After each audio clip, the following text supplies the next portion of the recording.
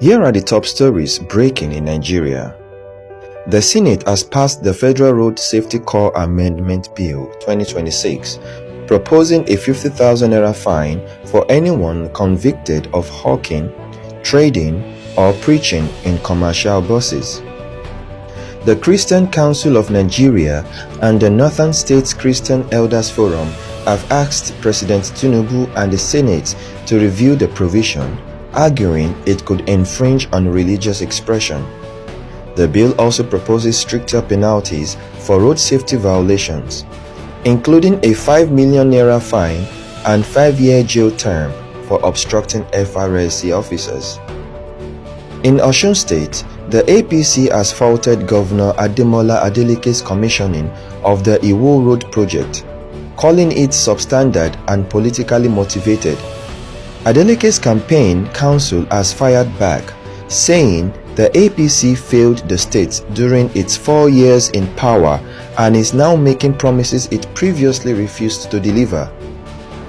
The exchange comes 2 weeks before the August 15 governorship election. In Anambra, Mrs. Dim Ebere, a 47-year-old teacher, has surrendered to police after being accused of flogging a 12-year-old pupil to death in Adazi-Ani, Anaucha local government area. Police spokesperson SP Tochukwu Ikenga confirmed the suspect is in custody and will be transferred to the State Criminal Investigation Department in Awka for prosecution.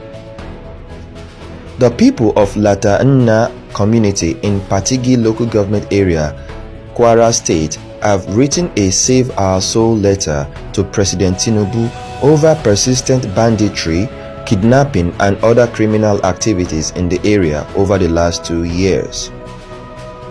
Governor Charles Soludo of Anambra State has unveiled a statue of literary icon Chinua Achebe in Ogidi, Achebe's hometown. Soludo pledged to nurture future literary icons, describing Achebe's 1958 classic Things Fall Apart as a work that gained international acclaim and is studied across the world. Now to international news.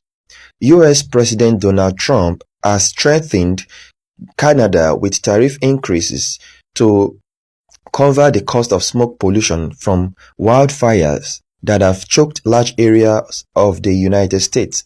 As of Saturday, there were 937 active fires in Canada, most burning out of control, according to Canadian Wildland Fire Information System.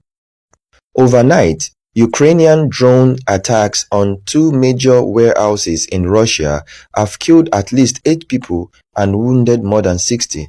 The strikes hit Wildberries facilities in Kotovsk, Tambov region, and Elektrostal, about 50 kilometers east of Moscow. Ukrainian President Volodymyr Zelensky said the targets were logistical facilities used by Russia to supply sanctioned components for drone production. Now to entertainment news.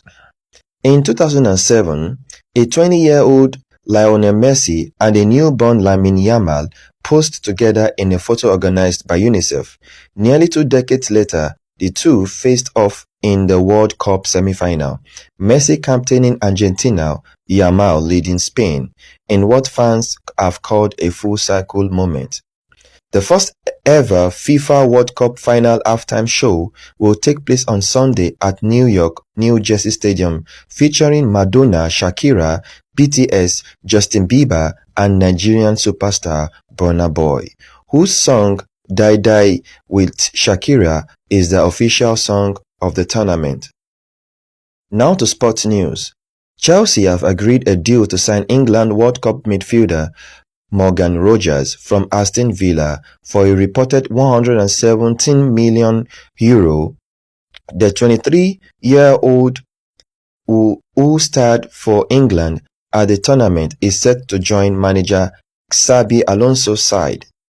England have secured their best World Cup finish since 1966 after a thrilling 6-4 victory over France in the third-place playoff in Miami. Bukayo Saka scored a hat-trick with Declan Rice, Ezri Konsa and Jude Bellingham, Also on the score sheet, France's goals came from Kylian Mbappe, Bradley Barcola and Ousmane Dembele. The result marks England's first World Cup bronze medal. And that's your news roundup. Thanks for watching.